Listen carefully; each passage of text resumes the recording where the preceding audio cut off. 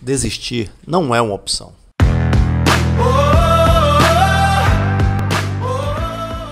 Porque aqui a gente sempre anda para frente. Para reagir em situações reais, você precisa de duas coisas: preparo técnico e preparo psicológico. Trabalhamos essas duas coisas em nossas aulas de Krav Maga. E aqui eu quero de uma vez por todas que você entenda que você tem não só o direito, mas o poder de escolher a vida.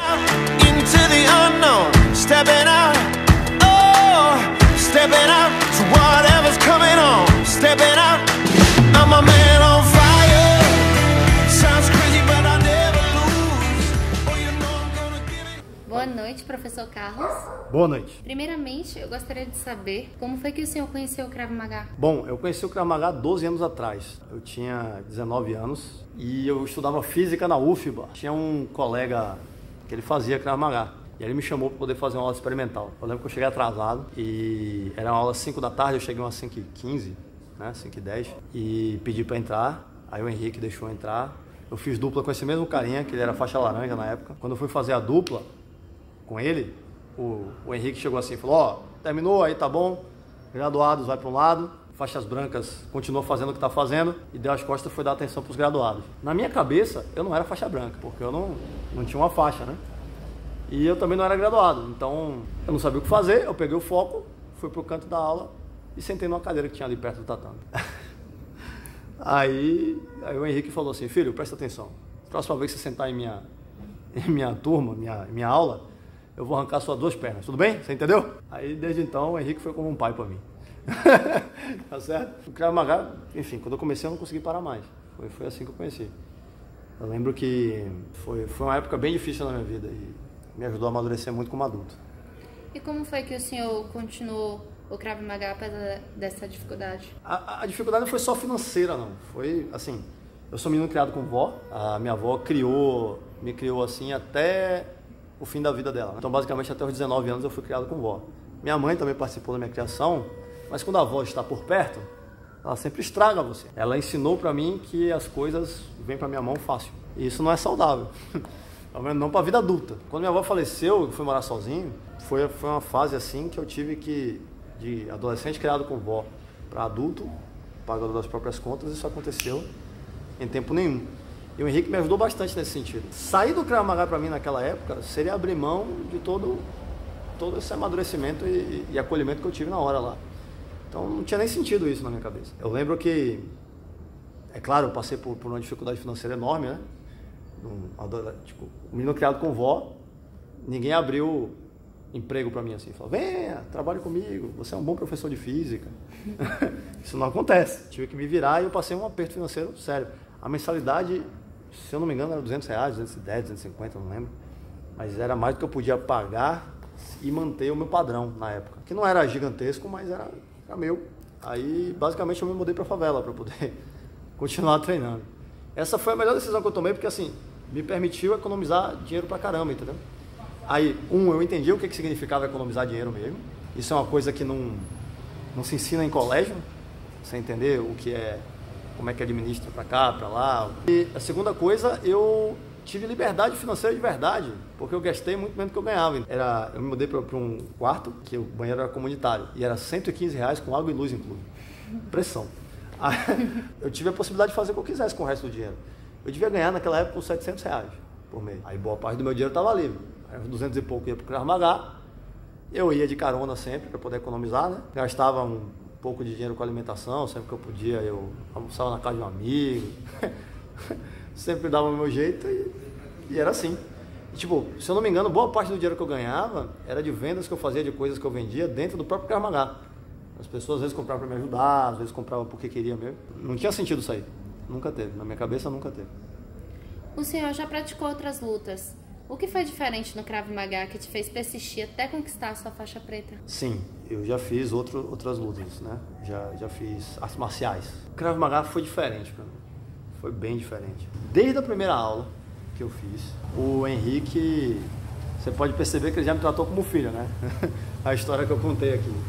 Mas não só acolhimento, mas, como é que eu posso dizer? Tinha alguns outros lugares, e eu sei que não é assim em todo lugar. A evidência que eu estou dizendo aqui é anedótica, foi minha. Eu sei que não acontece isso sempre em todos os lugares. Tinha alguns artes marciais que eu fazia que era errado perguntar alguma coisa pro professor. Era tom de desafio. Por que você está me perguntando? Então eu evitava perguntar as coisas. Quando eu cheguei no Krav Maga, eu fui estimulado a perguntar as coisas. O tempo inteiro o instrutor estava lá, não, você tem alguma dúvida? Você entendeu o que eu falei? Por que que é assim? Você entendeu por que que é assim? Por que que não é assim? Isso para mim foi um diferencial que você não tem noção.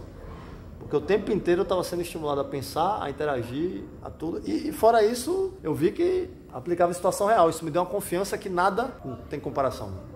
Eu não consigo imaginar nada que me desse tanta confiança. E qual foi a coisa mais importante que o Krav Maga mudou em sua vida? A coisa que mais mudou pra mim foi a confiança. Assim, eu sou menino criado com vó, como eu já falei. Enfrentar a vida por si só já é uma coisa que exige muita confiança, né? Você encarar a vida de cabeça erguida. Eu sempre fui um cara muito passivo, muito cabeça baixa, assim, antes de entrar no Krav Maga. Depois que eu entrei, que eu percebi que eu não precisava baixar a cabeça para certas coisas, sabe? Isso mudou um switch aqui dentro. Literalmente enfrentar a vida de cabeça erguida exige confiança. E aí minha vida começou a prosperar mais quando eu entrei no Krav Maga. Isso aconteceu assim, tipo, primeiro que eu comecei a vender as coisas para as pessoas que já faziam Krav Maga, e aí eu vi que elas compravam, ou para me ajudar ou para qualquer coisa, mas eu falei, pô, eu consigo fazer, eu consigo me virar. Porque meu maior medo quando eu fui morar sozinho era de não conseguir me virar, entendeu? Não conseguir pagar minhas contas. Não tinha medo de passar perrengue, não. Eu nunca tive medo de trabalhar, de fazer nada disso. Mas eu tinha medo de não conseguir mesmo, sabe? De falar, caramba, eu nunca tive luxo nessa época, mas eu me virei.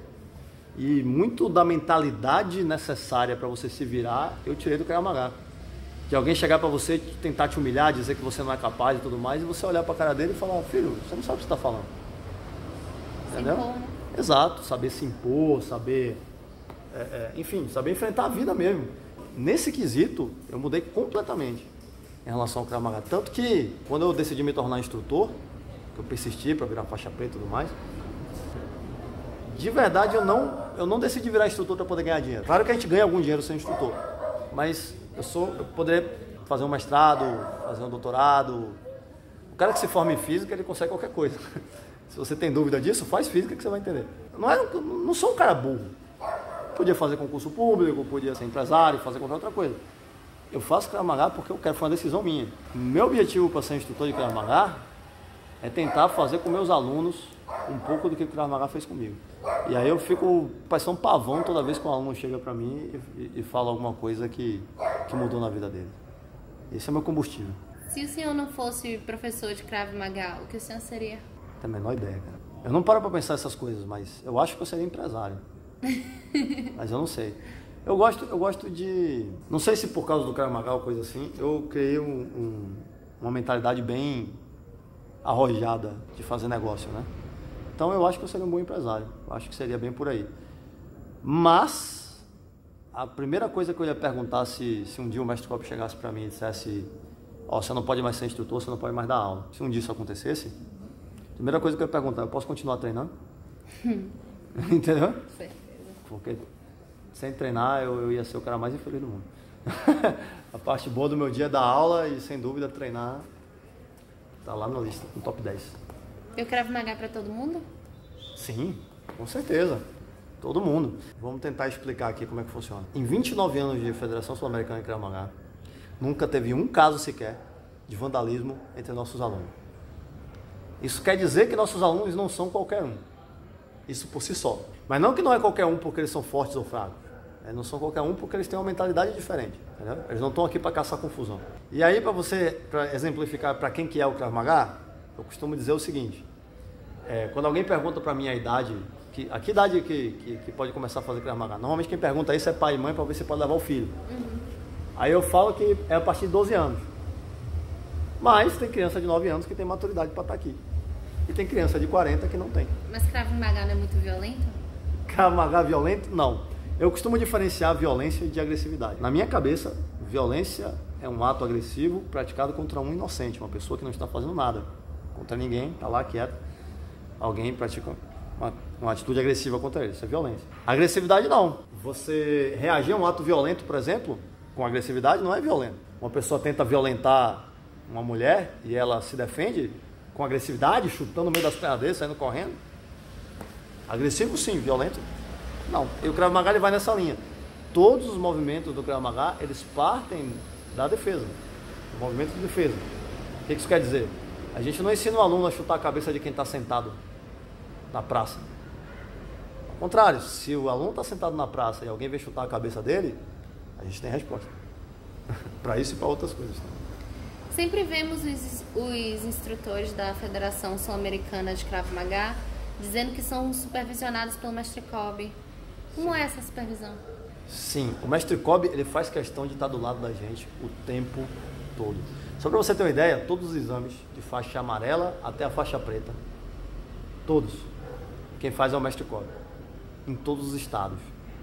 Então pensa assim, tem Krav Maga em quase todos os estados do Brasil, tem Krav Maga na Argentina, tem Krav Maga no México, tem Krav Maga em Portugal, a Federação Sul-Americana de Krav Maga está em Portugal, e ele vai fazer todos os exames.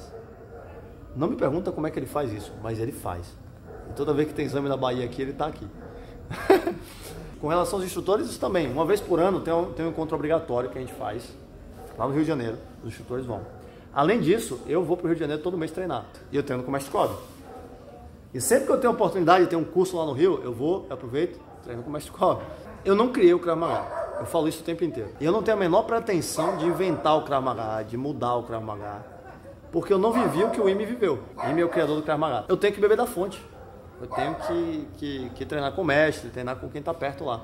E como o mestre Kobe é a fonte mais próxima que eu tenho do Imi, pode ter certeza que é dele que eu vou beber. Fora isso, o mestre Kobe é uma pessoa sensacional. A Federação Sul-Americana de Krav Maga é a maior federação de Krav Maga do mundo. Sem exceção. E até hoje, quando eu vou lá para a Top Defense, para a academia, né, para a sede da Federação Sul-Americana de Krav Maga, eu ainda me sinto em casa. Eu tento trazer isso para cá um pouco. Você que é aluno, você pode confirmar isso. A academia só cresce, tem cada vez mais aluno, cada vez mais estrutura, mas quando você vem aqui, eu tento fazer você se sentir em casa o tempo inteiro. Clima de família, né? Exatamente, exatamente. Quando pergunta para o mestre, você é um empresário, não sei o que, ele fala, nunca vi isso como um negócio. E se ele visse como um negócio, de verdade, não vale a pena. Eu sou instrutor, tenho o número do mestre Kobe. Desde o dia que eu me formei instrutor, eu tenho o número pessoal do mestre Kobe. Posso mandar um WhatsApp para ele, a hora que eu quiser. Eu posso ligar para ele qualquer hora do dia ou da noite. Ele vai me atender se ele puder e ele vai me responder. Eu não consigo traduzir em palavras o nível de dedicação que isso exige, entendeu? Eu tenho de alunos matriculados menos do que ele tem de instrutores. E ele ser tão disponível, eu não consigo ser tão disponível assim para meus alunos como ele é. Quando eu crescer, eu vou ser que nem ele. Basicamente isso. O que significa para o senhor ser instrutor licenciado pela Federação Sul-Americana de Krav Maga? Orgulho. A princípio, a primeira coisa é orgulho disso. Primeiro porque não foi fácil. Na minha seletiva de instrutores foram, eu não me lembro o número exato, tá? Mas foi mais de 40 pessoas. Eu estou sendo conservador. Pode ter sido mais de 60. Mas só formaram 15. Só tem 15 dando aula até hoje. Então, assim, é bem exigente, é bem complicado. Pode ter certeza que o Instituto da Federação Sul-Americana de Krav Maga, ele vê isso aqui de um jeito diferente, né? A gente trata isso como um caminho de vida. Para mim é a oportunidade de fazer a vida do meu aluno melhor. Entendeu? E o Krav Maga tem regras? Não tem regras, não tem competições. Nosso objetivo é dar para o aluno a ferramenta para ele chegar vivo em casa, né? A primeira pergunta que o pessoal faz para mim é se eu já usei o Krav Maga. É a pergunta, assim... Padrão.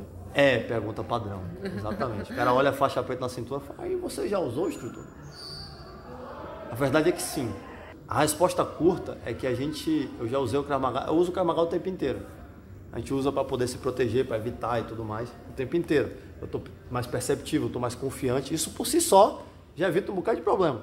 Mesmo quando a situação, vamos dizer assim, empenou de um jeito que a gente não podia evitar, eu também já tive que usar o Krav Maga. Eu sou uma das milhares de pessoas que pode dizer que se não fosse o Krav Maga, eu não sei se eu estaria vivo aqui. Mas o Krav Maga traz uma filosofia, né? Sim. A nossa filosofia é uma filosofia de sobrevivência. Como eu falei, meu objetivo é dar para o aluno a capacidade de chegar vivo em casa. Eu vou dar para ele todas as ferramentas para isso. Ele vai aprender a lidar com qualquer tipo de agressão. Armada, desarmada, em grupo. Você pode estar em pé, sentado, deitado, agressão vindo por cima, por trás, por baixo. Você vai ter as ferramentas para lidar com isso. A gente faz isso porque é um princípio muito básico. Eu não posso te dizer que tem uma situação impossível Pelo simples fato de que se eu te digo que essa situação não tem jeito, eu estou dizendo para você que é melhor você morrer do que enfrentar essa situação. E o dia que você não tiver escolha, como assim? Entende? Eu não posso te dizer isso. Eu tenho que te dar uma ferramenta para lidar com isso. Não importa se é difícil ou se é fácil. Quando sua vida está em jogo, não tem impossível, entendeu? E por último, por que o senhor escolheu a Cidade Baixa, em Salvador, para ensinar Krav Maga? Essa pergunta... Isso é coisa da Cláudia, né? Ou será que foi a Cidade Baixa que te escolheu? É mais ou menos por aí. Quando perguntam pro mestre por que ele escolheu o Brasil, você sabe o que ele responde? Não. Nunca viu ele respondendo isso? Nunca vi. Ele responde assim, me dá um motivo para ir embora, que eu vou agora. É mais ou menos por aí, entendeu? Eu vim para a Cidade Baixa, a princípio, essa era a região que me foi designada. Quando o instrutor ele se forma, o instrutor dele fala, olha, você tem a opção de ir para cá, para cá, para cá. A gente está precisando de instrutores aqui, aqui, aqui. Entendeu? Ele me deu algumas opções, a Cidade Baixa estava entre elas. Eu vim para a Cidade Baixa. Eu julguei que fosse melhor. Eu não imaginei que fosse ser tão bom. Quando eu vim para cá, eu esperava encontrar um cenário diferente do que eu encontrei. Primeiro que meus alunos aqui, não que nas outras academias não sejam assim, mas eu vejo um nível de união que eu não sei se eu sou capaz de fazer isso em outro lugar. Não sei se é do bairro, se é alguma coisa assim. Mas porque todo mundo estudou na mesma escola? É, todo mundo estudou na mesma escola, verdade. Todo mundo veio de São José. Mas aqui na Cidade Baixa tem uma coisa. E eu gostei daqui, de verdade. Gostei mesmo. E aí a coisa foi acontecendo. No começo não foi fácil. Nunca é, né? Nunca é fácil. Mas quando eu cheguei aqui, eu comecei dando aula na F2, no Caminho de Areia. Era uma academia que tinha lá. Eu lembro que eu cheguei para poder dar aula. Quando a academia ia fechar, faltando uma semana para fechar, o dono da academia, que ele também era professor de jiu-jitsu, né? Aí ele chegou para mim e falou assim, olha, a academia vai fechar daqui a uma semana e eu vou para outro lugar e você não vai comigo, se vira. Eu falei, caraca, tá bom. Aí eu saí louco procurando, na época eu devia ter uns 20 alunos e tal. Aí eu saí procurando vários lugares aqui para poder mudar, né? E aí, não satisfeito, no último dia eu consegui um lugar. Eu acho que era um lugar com alguma pessoa que ele era brigado, alguma coisa assim. Só isso pode justificar. Eu sempre tratei ele bem, né? Aí, no último dia, ele trocou o cadeado e bateu a academia. Pra não entrar para dar aula. Eu tive que dar aula na praça. Teve dificuldade. Mas isso não é exclusivo da Cidade Baixa, não. Eu acho que babaca tem em todo lugar. Com certeza. Já dei aula em academia legal, já dei aula em academia não tão legal. Mas, assim, agora que a gente tem nossa casa aqui, essa estrutura toda, poxa, eu fico felizão. É um sonho realizado para mim. Se eu pegasse o dinheiro que eu investi nessa academia e colocasse lá no Tesouro Direto, sabe? Investisse qualquer coisa assim, renda fixa, eu ia estar ganhando mais dinheiro hoje. Mas se fosse para eu gastar, eu gastaria tudo novo. Aqui. E todo ano que eu lanço o plano anual aqui, né? Eu pego meus alunos e eu faço o anual. Entra um dinheirão assim de uma vez. O mais inteligente seria eu pegar esse dinheiro, aplicar tudo, ficar vendo ele render um pouquinho e ir gastando aos pouquinhos com reforma. Você é meu aluno, está de prova. Vê se eu gasto aos pouquinhos aqui. Não, reformamos Quando tudo. vem, eu faço tudo que tem que fazer para ficar o melhor possível. É minha vida isso aqui, entendeu? E agora eu posso dizer com segurança que minha vida está na Cidade Baixa também. Logo, logo você mora aqui também. Logo, logo eu moro na academia também. Eu lembro que eu estava passando aquele perrengue para ir para a favela, uma das coisas que eu pensei foi pedir para o Henrique para poder me mudar para a academia. Eu lembro que eu falei para ele assim, mais tarde, né, recentemente, eu conversando com ele, eu falei que eu passei por esse aperto todo. Aí eu cheguei para ele e perguntei assim, pô Henrique, teve uma época que eu passei um aperto e tal, eu me mudei para a favela para poder ir. Inclusive, eu pensei em chegar para o senhor e falar assim, quanto é que o senhor me cobraria para eu dormir na academia? Se eu podia, sei lá, limpar, fazer alguma coisa assim. Sabe o que ele me respondeu? Você só não mudou para a academia porque você não pediu. O Henrique, ele sempre foi como se fosse, verdade. O Henrique, ele é como se fosse um pai para mim, de verdade. Ele tem os defeitos dele como todo ser humano, mas ele, nossa, o que ele fez por mim, algumas pessoas de minha família nunca fariam. Tá entendendo? Por isso que eu sou tão apegado com meus alunos, eu acho. É um jeito de copiar o que o Henrique fez pra mim. Entendeu? É um jeito de levar adiante isso aí. Não sei se o IME fazia isso. Eu acho que sim, pelas histórias que o mestre conta. Talvez não do mesmo jeito, mas isso que a gente criou aqui de união, de família, é responsável pelo que eu sou hoje, moldou minha cabeça no que eu sou hoje. E eu vejo isso moldando meus alunos, isso não tem preço. E é maior que a gente, né? É o que eu falei no lançamento do anual, né? O IME faleceu em 98. E o Krav Maga não morreu por isso. O Krav Maga continuou. Hoje em dia, o que o mestre Kobe construiu aqui, na Federação Sul-Americana de Krav Maga, é tão grande, que eu acho que nem ele mesmo consegue destruir se ele quiser. Ele não quer. Com certeza. Mas nem ele mesmo conseguiria destruir, entendeu? O Henrique, ele construiu aqui na Bahia uma coisa tão grande, que eu acho que nem que ele quisesse ele conseguiria destruir também. Eu não sei se eu cheguei nesse ponto não, mas eu queria chegar. Eu queria muito chegar nesse ponto. De fazer isso aqui maior que a gente. Muito legal. É isso aí.